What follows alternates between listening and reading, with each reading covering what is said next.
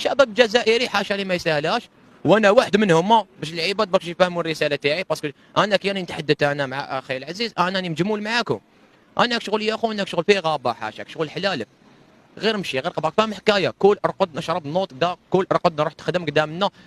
ما انا كي كاين بعض الشباب عايشين بلا هدف راك فاهم، ما كاش بيت في تقصي بيت في حياته، بيت في حياته طوموبيل دار ومن بعد راك اللي حق لهذا الشيء مو وراها واش كاين، وين راك حاب تلحق انت، عطيه لي بيت سطر لي هدف. شوف هذه رساله جميع جزائري وجميع شاب جزائري ولا اي شاب مسلم، الهدف في حياتك فاهم شنو هو؟